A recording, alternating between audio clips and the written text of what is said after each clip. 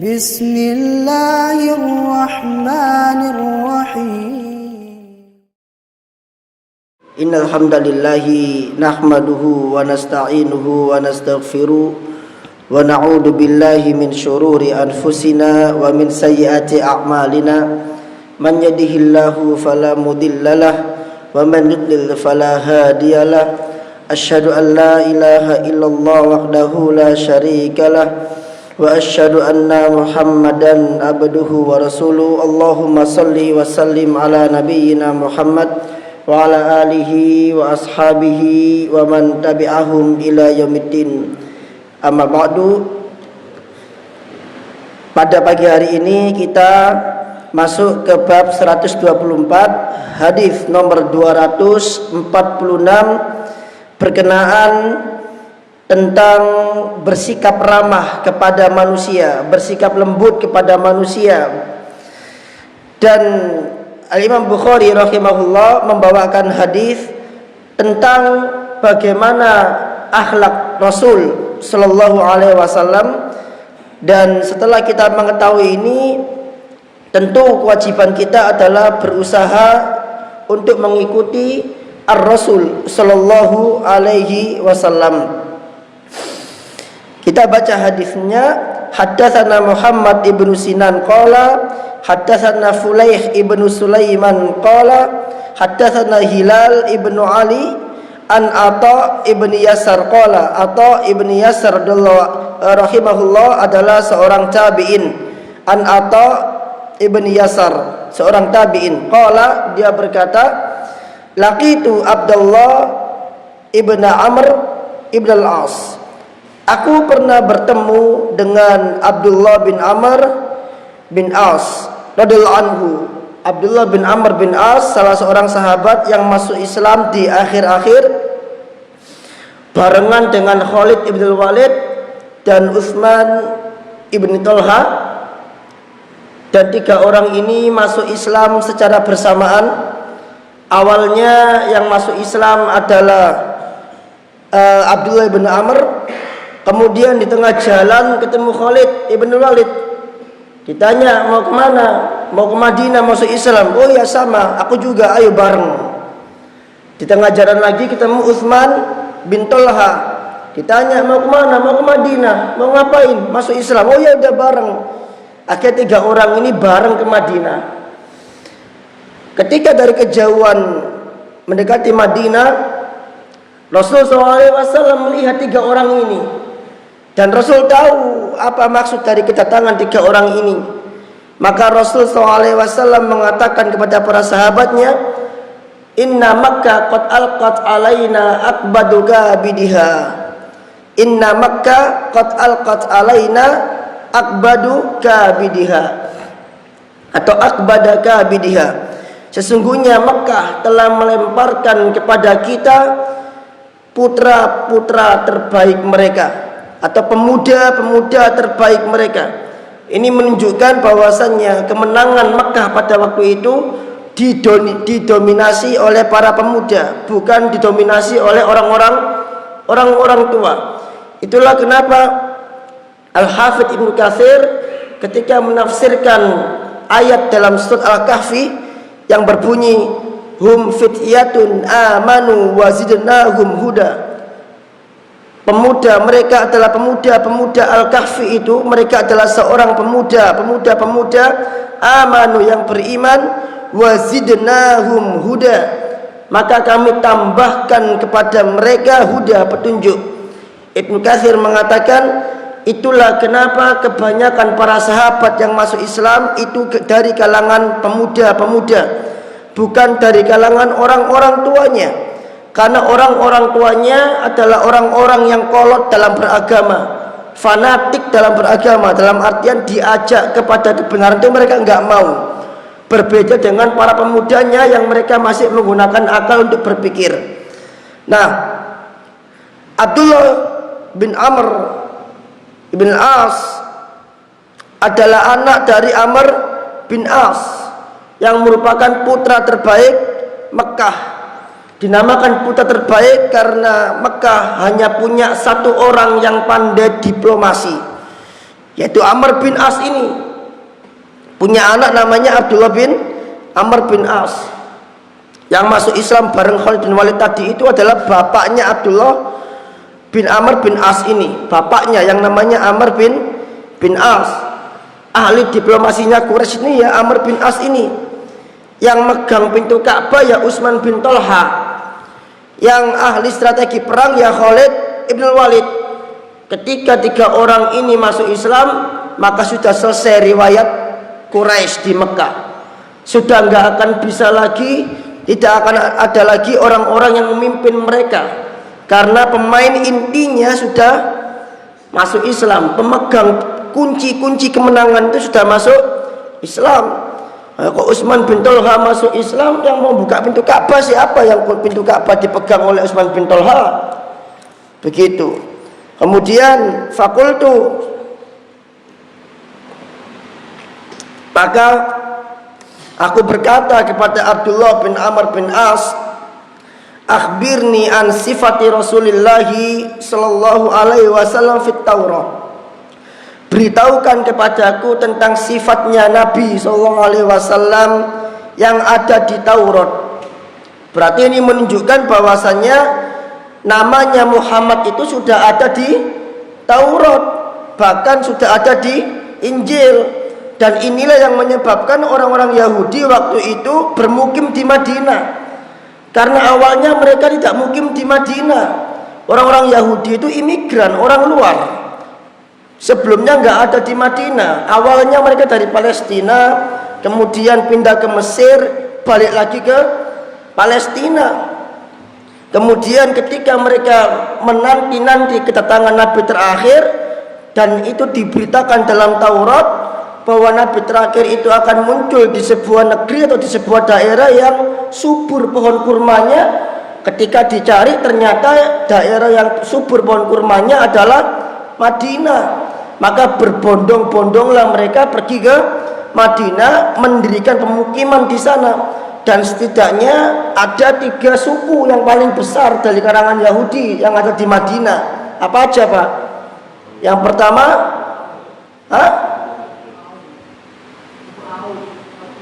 suku Aus dan Khazraj itu merupakan suku yang ada di Madinah, termasuk orang Arab, bukan termasuk kabilah Yahudi. Kabilah Yahudi yang terbesar di Madinah adalah Bani Qainuqa. Ini adalah suku pertama yang diusir oleh Nabi dari Madinah. Yang kedua adalah Bani Nadir. Ini suku kedua yang diusir oleh Nabi SAW dari Madinah.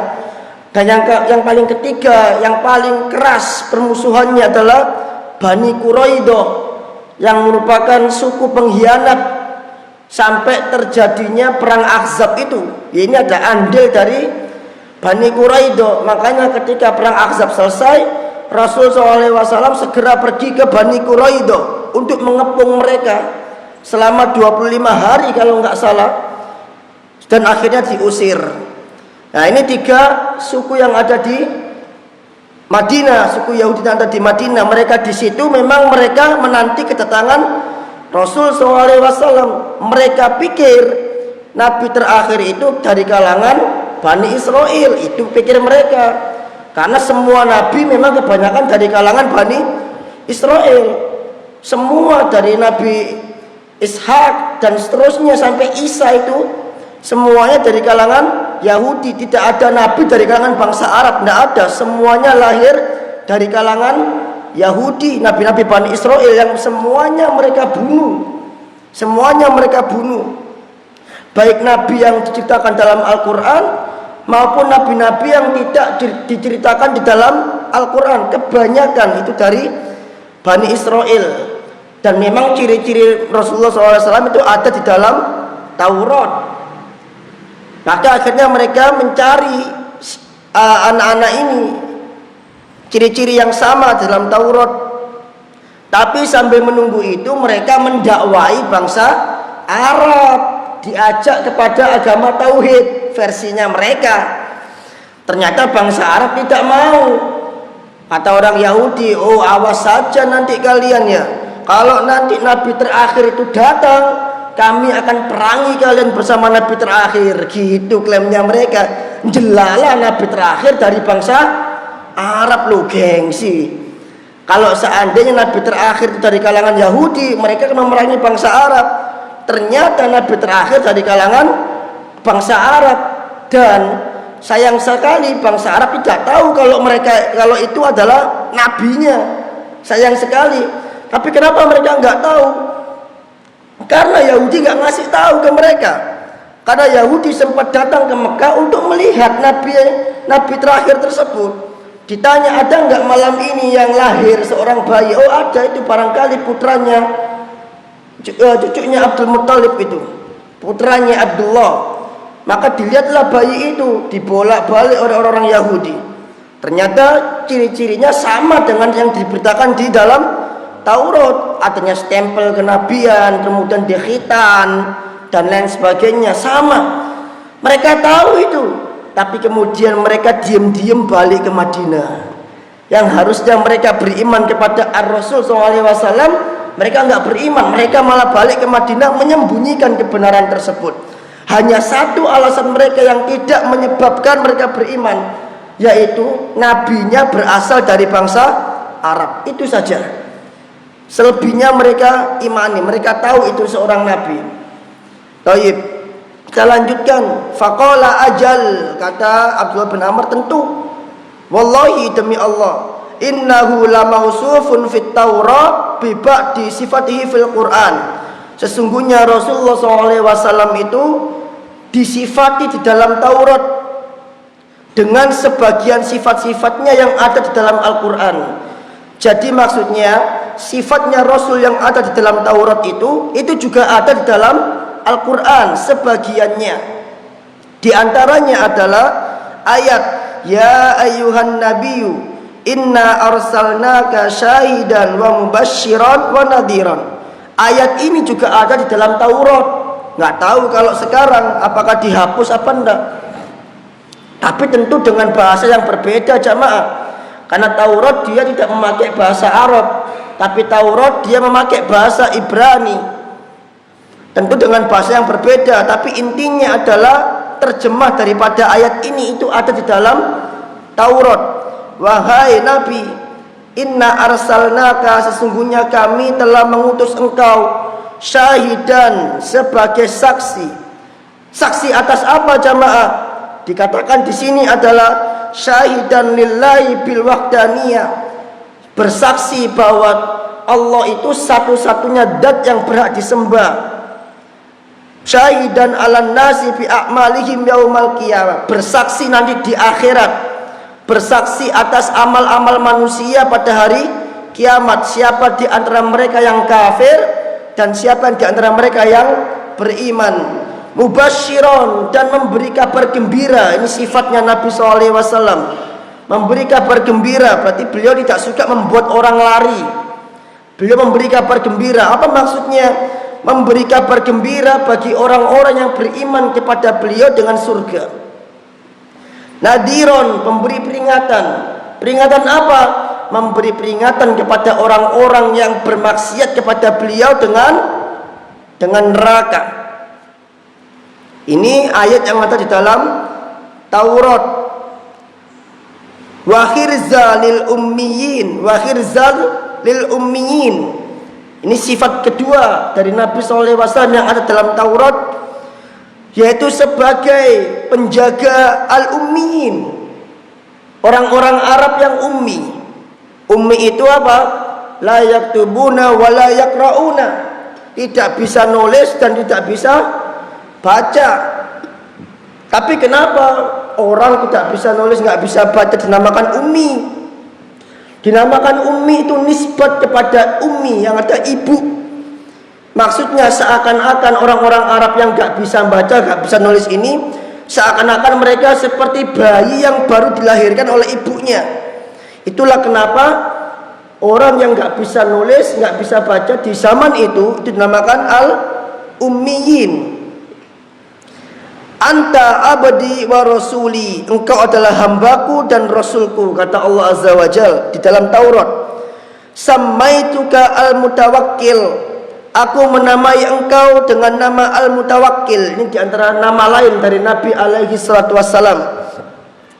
Laisa bifaddin wala ghalidin, engkau bukan termasuk orang yang jelek akhlaknya, atau engkau bukan termasuk orang yang kaku, wala ghalidin, bukan termasuk juga orang yang kasar, wala sahabi fil aswaq, dan engkau bukan termasuk orang yang suka berteriak di pasar-pasar.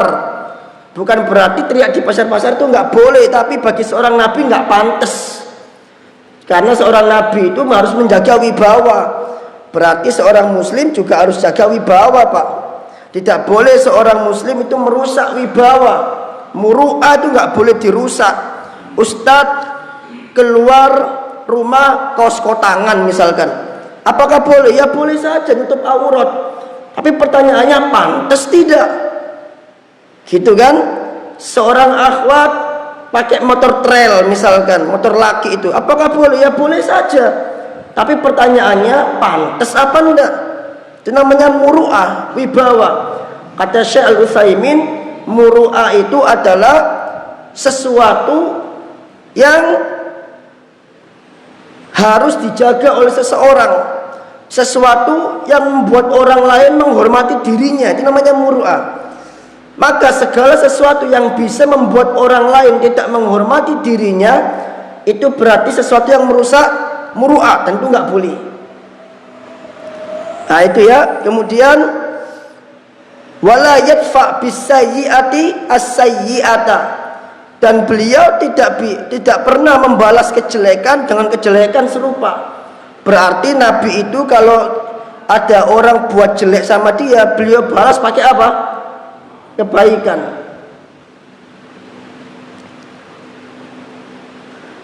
Sesuai dengan ayat dalam surat Al-Fussilat itu, wala apa ayatnya itu? Yang artinya janganlah engkau iringi kejelekan dengan dan iringilah kejelekan dengan kebaikan, ka'annahu bainaka wa bainahu, sehingga seakan-akan orang yang ada di antara engkau dengan dirinya ada watun musuh, ka'annahu apa itu ayatnya itu? Idfa billati hiya ahsan, tolaklah kejelekan itu dengan kebaikan. Kemudian lanjut ayatnya, fa'idal ladzi baina na'am ka'annahu waliyun hamim, ka'annahu waliyun hamim, sehingga kalau seandainya ada dua orang yang saling musuhan, itu dia bisa menjadi teman yang paling baik. Dan ternyata itu adalah sifat Nabi alaihi salatu wasallam di dalam Taurat. Walakin ya'fu wa yakfir, tapi engkau adalah seorang pemaaf, wa yakfir, dan seorang yang berjiwa besar. Kita sudah bahas tentang makna makfiro pada pertemuan yang lalu, bahwa makfiro itu lebih luas maknanya dibanding al-afu. Kalau al-afu itu sekedar memaafkan, tapi makfiro lebih tinggi derajatnya. Dia memaafkan plus menyayangi. Karena ada orang memaafkan tapi dia nggak mau sayang lagi, malah menjauh. Sepurone yo, iya nggak popo. Setelah itu nggak ngomong lagi, karena dia menjauh. Tapi kalau makfiro, memaafkan, didekati dan disayangi. Dan Allah Azza wa Jalla itu memberi makfiro, nggak cuma sekedar memberi maaf, tapi memberi makfiro. Dan Allah disifati dengan Al-Ghaffar, artinya orang yang tobat sama Allah, kemudian diterima tobatnya, itu Allah nggak menjauh dari dia, Allah tetap mendekat sama dia. Itu ketika orang itu diberi apa? Makfiro. Dan Rasul seperti itu, kalau ada orang minta maaf sama beliau, dimaafin sama beliau, tapi beliau tetap dekat sama orang itu, tetap sayang sama orang itu. Sebagaimana kisah yang sudah kita lalui kemarin, Nabi mengatakan apa kepada orang kafir Quraisy? Idhabu antumut tulaqa, pergilah kalian semua merdeka. Padahal di antara orang-orang Quraisy itu ada yang membunuh paman Rasul SAW, bahkan Hindun. Bagaimana Hindun memakan jantungnya Hamzah ibn Abdul Muttalib tapi Nabi SAW tetap mengatakan idhabu antum mutlaqo. Coba bayangkan orang yang membunuh keluarga kita, kita malah mengatakan engkau merdeka, engkau nggak akan tak laporkan polisi. Gimana itu jiwanya Nabi alaihi salatu wassalam? Tetap dimaafkan oleh Nabi SAW dan tidak ada dendam sama sekali. Bahkan itu kata para ulama, qatalahum bil afwi. Rasul memerangi orang Quraisy itu dengan maafnya, bukan dengan pedang, tapi dengan maafnya. Ini sifatnya Nabi SAW. Walan yakbidahu Allah Ta'ala hatta yuqima bihi al-millatal auja. Dan Allah tidak akan mewafatkan beliau, tidak akan mencabut nyawanya beliau sampai tegak agama tauhid. Sampai tegak tauhid baru diwafatkan. Berarti kalau seandainya Mekah itu belum tegak tauhid, belum ditaklukkan, maka tentu Nabi tidak akan wafat. Ketika turun ayat idza jaa nasrullahi wal fath, telah datang kemenangan dan pertolongan dari Allah Azza wa Jalla, maka para sahabat bergembira dengan ayat ini. Hanya satu sahabat yang sedih, yaitu bukan Ibnu Abbas radhiyallahu anhuma, karena dia tahu bahwa ayat ini turun menandakan bahwa telah usai, sudah purna tugas Nabi Shallallahu Alaihi Wasallam. Karena dia tahu tafsirnya Ibnu Abbas radhiyallahu anhuma.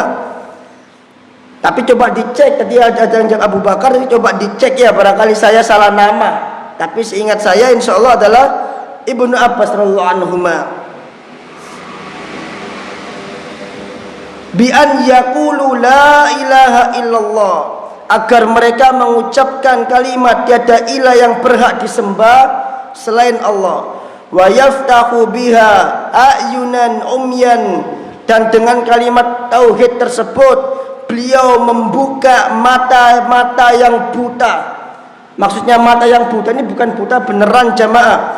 Dia bisa melihat dunia, tapi dia tidak bisa melihat kebenaran. Artinya dia buta terhadap kebenaran. Dan dengan tauhid ini Rasul membuka mata-mata yang buta dengan kebenaran agar bisa melihat kebenaran. Wa adanan summan, dan dengan tauhid ini Rasul membuka telinga-telinga yang tuli.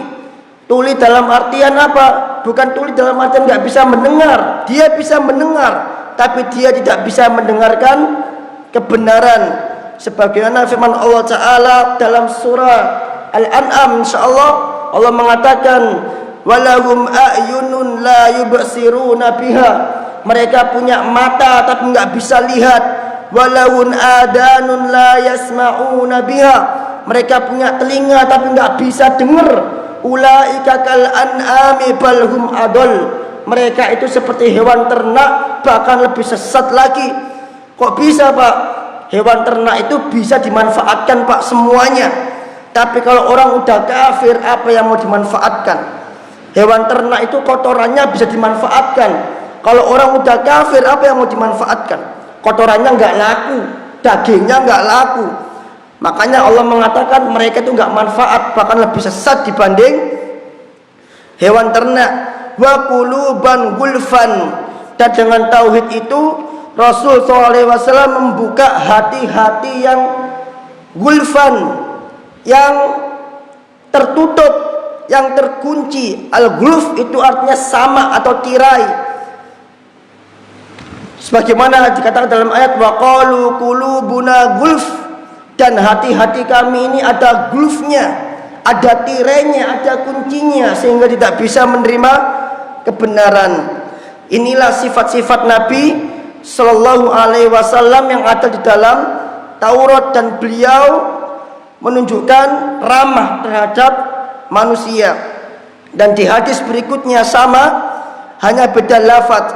Kata Abdullah bin Amr, inna hadhil ayat allati fil Quran, sesungguhnya ayat ini yang ada dalam Al-Quran, ya ayuhan nabiyyu inna arsalnaka syahidan wa mubasyiran wa nadiran, wahai Nabi, sesungguhnya kami mengutus engkau sebagai syahidan, saksi. Apa Pak tadi tafsirannya saksi tadi Pak?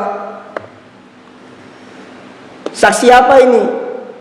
Saksi sidang atau apa ini?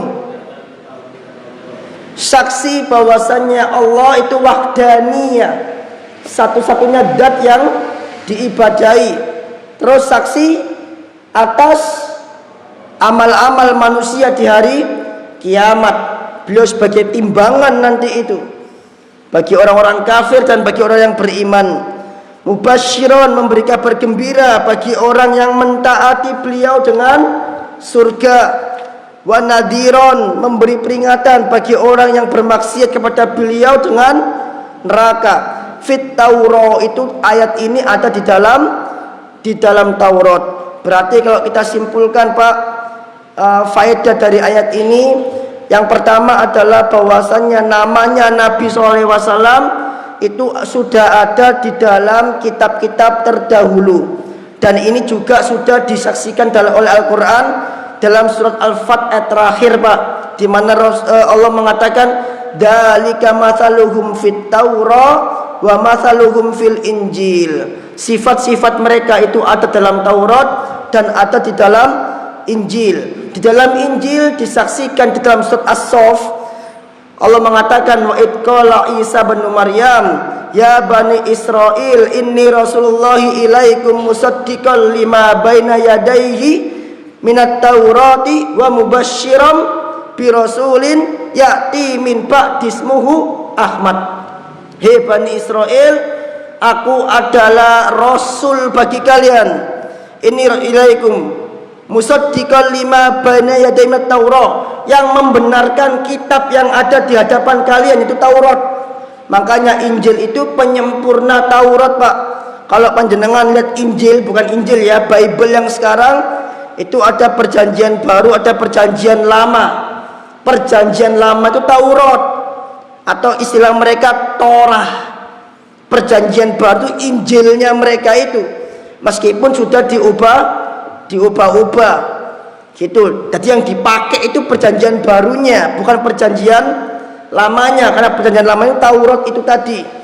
Akan tetapi orang-orang Yahudi tidak mengimani perjanjian baru tersebut, karena orang Yahudi menganggap Isa bukan nabi tapi anak zina. Itu orang Yahudi menganggap itu. Jadi orang Yahudi hanya beriman kepada Musa, kafir terhadap Isa. Adapun orang Nasrani, dia beriman pada Musa dan Isa tapi kafir terhadap Muhammad. Adapun kaum muslimin, dia beriman kepada semua rasul alaihi salatu wassalam. Kemudian itu pelajaran yang pertama. Kemudian pelajaran yang kedua adalah di antara sifat Nabi. Yang pertama, Nabi ini penjaga orang-orang yang ummi, membimbing orang-orang Arab yang ummi. Yang ketiga, Nabi itu seorang hamba dan Rasul. Yang keempat, Nabi itu namanya Al-Mutawakkil. Yang kelima, Nabi bukanlah orang yang kaku lagi kasar. Ini difirmankan oleh Allah dalam surat Ali Imran, walau kunta faddon golidon dan faddu min haulik. Kalau seandainya engkau Muhammad kaku lagi kasar, tentu mereka akan lari darimu. Yang keenam, Nabi bukanlah orang yang suka teriak-teriak di pasar. Yang ketujuh adalah Nabi bukan tipe orang yang kalau orang lain berbuat jahat kepadanya, Nabi balas dengan kejahatan. Sifat ini Pak, itu pernah ada dalam Ustaz Ridwan rahimahullah, ketika anaknya ditabrak, kecelakaan itu. Orangnya kan takut Pak, karena seringnya kalau berbuat kriminal pasti ujung-ujungnya ke polisi. Orangnya takut Pak. Dia mengaku lagi tergesa-gesa bawa sayuran, memang goncengan dua orang laki perempuan suami istri lagi bawa sayuran. Ya qadarullah, memang putra beliau lagi main di pinggir jalan, kucingnya nyebrang, diambil kucingnya. Ini lagi kenceng-kencengnya waktu itu kajian subuh. Sesampainya di rumah sakit, singkat cerita, ini orang datang Pak, menawarkan bantuan, berapa biaya rumah sakit, terus apa yang harus dilakukan untuk menebus kesalahan. Apa kata Ustaz? Ustaz mengatakan, udah cukup, udah takdirnya Allah, sudah nggak apa-apa, jenengan boleh pulang. Ini udah takdirnya Allah. Anaknya wafat, Pak. Beliau yang bilang, sudah, ini sudah takdirnya Allah, sudah cukup. Itu kalau orang biasa, Pak, lari ke polisi atau menuntut balik atau menuntut tebusan atau yang lain. Tapi beliau ini mengatakan, udah Pak, enggak apa-apa, udah takdirnya Allah, sudah seperti ini. Itu dalam keadaan rutin sudah kritis, udah besar kepalanya, udah pendarahan dalam, pendarahan otak udah gede, udah mau meninggal, udah enggak memungkinkan lagi untuk hidup. Dioperasi pun kecil kemungkinan untuk bisa selamat. Itu saya di sebelahnya beliau ngomong gitu. Datang orangnya nangis, Pak. Datang tuh orangnya nangis. Terima kasih Ustaz gitu. Sepulang orangnya. Itu Pak, susah memang berbuat baik kepada orang yang jahatin kita, itu susah. Tapi itu sifatnya Nabi alaihi salatu wasallam. Beliau tidak pernah membalas kejelekan dengan kejelekan. Meskipun boleh Pak nggih. Boleh kan? Orang dolim ke kita, kita balas dolim juga, boleh enggak? Boleh. Allah mengatakan dalam surat An-Nisa, la yuhibbullahul jahra bisu'i minal qawli illa man dulim. Allah tidak suka jahra bisu, orang yang berbuat jelek kepada kita balas dengan kejelekan. Itu Allah enggak suka. Illa man dulim, kecuali orang yang terdolimi itu boleh kita balas. Kalau kita terdolimi, kita boleh balas kejelekan tersebut. Itu pengecualian, jadi boleh. Tapi Nabi nggak memilih itu. Nabi memilih membalas kejelekan dengan kebaikan. Luar biasa. Itu sifat yang keberapa tadi itu? Keenam atau ketujuh tadi itu? Ketujuh sekarang ya. Yang ketujuh, beliau adalah orang yang al-afu, pemaaf. Yang kedelapan, beliau adalah orang yang suka memberi maghfirah. Enggak cuman maaf tapi juga disayang oleh Nabi SAW. Enggak cuman maaf tapi juga disayang. Kalau kita kan cuman ngasih maaf tok kadang Pak, dimaafkan tapi diinget-inget terus. Orang ini pernah dulu gak sama saya ini, diinget-inget terus. Tapi maghfirah itu enggak. Maghfirah dimaafkan dan dilupain. Enggak diungkit-ungkit, enggak diinget-inget. Dan tetap berteman baik, tetap disayang. Itu yang ke berapa tadi? 8 ya atau 9. Kemudian yang 9 berarti di antara sifat beliau adalah beliau tidak wafat kecuali tauhid sudah tegak. Kemudian yang ke-10, menjadikan mata yang buta itu terbuka melihat kebenaran. Yang ke-11, menjadikan telinga yang tuli itu bisa mendengar. Yang ke-12, menjadikan hati-hati yang tertutup rapat dari kebenaran itu bisa menerima hidayah atau menerima cahaya. Terakhir Pak, Anda mau bacakan ini tafsir Ibnu Katsir. Saya tahu bacaan ini ketika dulu ngaji sama Ustadz, kita kajian sama Ustadz baca ini, saya ingat betul. Ini kisahnya adalah tafsir dari surat Al-A'raf ayat 154, ketika Nabi Musa alaihissalam kembali dari Bukit Tursina selama 40 hari, selama 40 malam, salasina lailan wa atmamnaha bi asyrin, selama 40 malam untuk membawa lau Taurat. Dikatakan di tafsirnya itu Taurat itu terbuat dari permata surga. Taurat itu terbuat dari permata surga. Ketika balik ke kaumnya, Musa alaihissalam mendapati kaumnya nyembah patung anak sapi. Saking marahnya Musa, maka dilemparkanlah Taurat tersebut oleh Musa. Wa alqal alwaha wa akhadha bi ra'si akhihi. Dilemparkanlah lau Taurat itu dan dia pegang kepalanya Nabi Harun alaihissalam saking marahnya. Nah, karena dilempar Taurat itu maka Tauratnya pecah. Terbuat daripada permata. Nah, ketika selesai wa akhadal alwah, diambil lagi itu launya, ada satu kepingan yang belum pecah. Nah, satu kepingan itu isinya ini Pak, isinya ini. Kata Qatadah, firman Allah Ta'ala wa akhadal alwah, ketika Musa mengambil lau-lau itu, maka Musa mengatakan, saya artikan aja Pak nggih, wahai Tuhanku, Sesungguhnya aku mendapati di alwah-alwah tersebut, di lau-lau tersebut, suatu umat yang terbaik yang pernah dikeluarkan untuk manusia, memerintahkan kepada kebajikan dan melarang dari kemungkaran. Faja'alahum ummati, jadikan mereka umatku ya Allah. Maka kata Allah, tilka ummatu Ahmad, itu adalah umatnya Muhammad. Ini ada di dalam Taurat. Musa mengatakan lagi, wahai Tuhanku, sesungguhnya aku mendapati di dalam lau-lau tersebut suatu umat, mereka adalah umat terakhir, yakni terakhir diciptakan, tapi as-sabiquna fi dukhul jannah, tapi pertama masuk ke dalam surga. Rabbi ij'alhum ummati, ya Allah jadikan mereka umatku. Saking berharapnya Musa, kok enak gitu loh, terakhir diciptakan tapi masuk surga duluan. Sedangkan orang Yahudi pertama diciptakan tapi masuk surganya terakhir. Ini umat terakhir tapi masuk surga duluan. Dan ini dikatakan oleh Nabi SAW, nahnul akhiruna wassabiquna fil jannah. Kami adalah umat terakhir tapi umat pertama yang masuk ke dalam surga. Ya Allah jadikan mereka umatku. Kata Allah Azza wa Jalla, tilka ummatu Ahmad, itu umatnya Muhammad. Ini dua sifat sudah ya.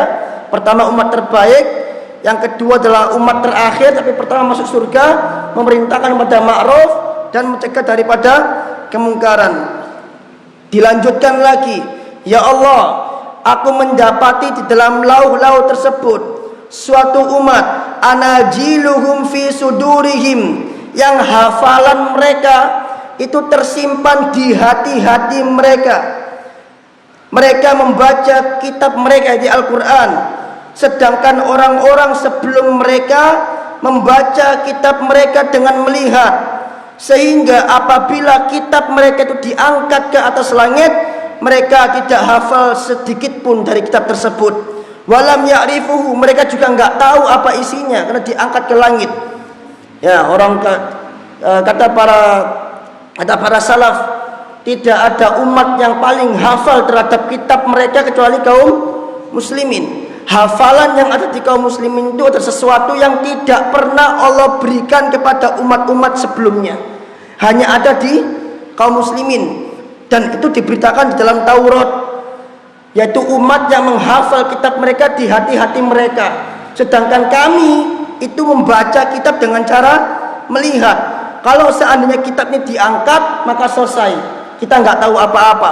Tapi kalau seandainya Quran ini diangkat hari ini, masih banyak orang yang hafal.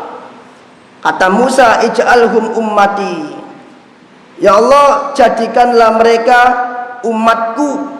Kata Allah, tilka ummatu Ahmad, itu juga termasuk umatnya Muhammad.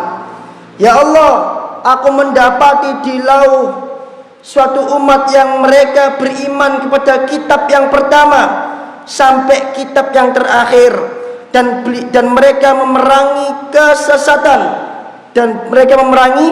kesesatan sampai akhirnya mereka memerangi al-a'waru kadzdzab, yaitu Dajjal, al-a'war, buta mata sebelahnya dan pendusta. Faja'alhum ummati, jadikan mereka umatku ya Allah. Maka Allah mengatakan, tilka ummatu Ahmad, itu umatnya Ahmad. Ya Allah, aku mendapati di lauh suatu umat yang sedekah-sedekah mereka itu mereka makan sendiri. Maksudnya kaum muslimin itu ngeluarin zakat untuk kaum muslimin juga, gitu kan? Wa yu'jaruna 'alaiha, dan justru meskipun dimakan sendiri tapi justru mereka diberi pahala malahan. Sedangkan umat-umat sebelum mereka apabila mereka sedekah, maka kalau sedekah mereka diterima, maka Allah akan mengirim api yang memakan sedekah mereka. Kalau sedekah mereka ditolak, maka Allah akan mengirim burung atau serigala untuk memakan sedekah mereka. Ini umat sebelumnya seperti itu Pak. Untuk mengetahui sedekahnya diterima, itu Allah kirim api. Kalau sedekahnya dimakan oleh api, maka diterima oleh Allah. Kalau sedekahnya dimakan serigala, maka ditolak. Tapi kaum muslimin enggak. Sedekah dikasihkan kepada orang fakir, di kalangan kita sendiri dan kita malah mendapatkan pahala. Ini membuat iri Nabi Musa alaihi salam. Maka Musa mengatakan, ya Allah, ij'alhum ummati, jadikanlah itu umatku. Kata Allah, enggak, itu umatnya Ahmad. Lagi, ya Allah, sesungguhnya aku mendapati di dalam lauh Taurat suatu umat yang apabila salah seorang di antara mereka bertekad untuk melakukan kebaikan, kemudian mereka tidak jadi melakukan kebaikan, kutibat lahu hasanatun, maka akan ditulis untuk mereka satu pahala. Dan kalau seandainya dia mengamalkan kebaikan itu, maka akan ditulis 10 kali lipat hingga 700 kali lipat. Itu sesuai dengan hadis Nabi SAW. Lagi-lagi Musa mengatakan, jadikanlah umatku ya Allah. Allah mengatakan itu umatnya Ahmad. Masih banyak sifatnya ternyata. Dikabarkan orang Yahudi tahu ini. Tapi mereka tidak beriman kepada Rasul sallallahu alaihi wasallam. Ya Allah, aku mendapati di sebuah lauh suatu umat, hum mustajibuna, mereka adalah orang-orang yang suka mengabulkan hajat orang lain. Wal mustajabulahum, tapi doa mereka juga dikabulkan oleh Allah. Iri Nabi Musa alaihissalam, jadikanlah umatku ya Allah. Tilka ummatu Ahmad, itu umatnya Ahmad. Ya Allah, aku mendapati di dalam lauh suatu umat yang mereka bisa memberi syafaat dan mereka juga diberi syafaat. Kaum muslimin di akhirat diberi izin oleh Allah untuk ngasih syafaat, dan juga mereka juga bisa diberi syafaat. Itu enggak ada di umat-umat yang lain, hanya khusus di kaum muslimin. Jadikan mereka umatku ya Allah. Tilka ummatu Ahmad, enggak, itu umatnya Muhammad. Dan terakhir, fadakara lana fadukira lana, maka diceritakan kepada kami anna nabiyallah Musa alaihissalam nabadal alwah, bahwasannya Nabi Musa alaihissalam melemparkan lauh tersebut. Yang dia baca tadi dilemparkan lagi. Waqala, kemudian dia mengatakan, Allahumma ij'alni ummata Ahmad, ya Allah, jadikanlah aku umatnya Muhammad. Tapi kan tidak bisa karena sudah berbeda masa. Tapi saking kagumnya dengan keadaan kaum muslimin, maka Nabi Musa sampai berdoa, ya Allah, jadikanlah aku umatnya Muhammad. Gitu loh, kok ada orang Islam nggak bangga sama Islam, itu gimana ceritanya? Orang Nabi Musa saja kepengen jadi pengikutnya Muhammad. Meskipun Nabi Musa sudah Islam, karena semua agama Nabi itu Islam, tapi mereka kepengen jadi pengikutnya Muhammad. Tapi kan nggak bisa, beda masa. Tapi justru ada orang Islam yang malah tidak bangga terhadap jadinya umatnya Muhammad. Bukankah kita, kalian panjenengan sudah tahu bahwasanya Nabi alaihissalam pernah mengatakan, aku rindu saudara-saudaraku. Kata sahabat, ya Rasulullah, bukankah kami saudara-saudara engkau? Rasul mengatakan, bukan, antum ashabi, kalian sahabat-sahabatku, bukan saudara-saudaraku. Lalu siapa saudara engkau, wahai Rasulullah, yang engkau rindukan? Maka Rasul mengatakan, hum yu'minuna bi walam yarawni, mereka adalah orang yang beriman kepadaku tapi enggak pernah melihat aku, enggak pernah ketemu sama aku. Siapa ya? Kita ini, Pak, beriman pada Rasul tapi tidak pernah melihat Rasul. Suatu kebanggaan bagi kita, dikangeni sama Nabi SAW. Berarti kita harus ketemu sama Nabi SAW, dikangeni kita. Ngoten. Nah, ini sifat-sifat kaum muslimin yang ada di dalam Taurat. Nah, ini pentingnya ngaji, Pak. Kalau nggak ngaji kita nggak akan tahu hal seperti ini. Dan untungnya waktu itu ketika kajian Ibnu Katsir, saya nggak absen, jadi saya tahu. Kalau saya absen, Pak, saya nggak akan tahu kalau ada teks seperti ini di dalam tafsir Ibnu Katsir. Wallahu a'lam bishawab. Semoga manfaat, semoga menjadi motivasi dalam beragama, memunculkan kebanggaan dalam berislam, semangat dalam berislam dengan membaca teks-teks ini. Dan saya akhiri dulu. Tanpa ada pertanyaan, guys, sudah siang soalnya, disimpan untuk ahad depan bismillah. Subhanakallahumma bihamdik asyhadu an la ilaha illa anta astaghfiruka wa atubu ilaik. Assalamualaikum warahmatullahi wabarakatuh.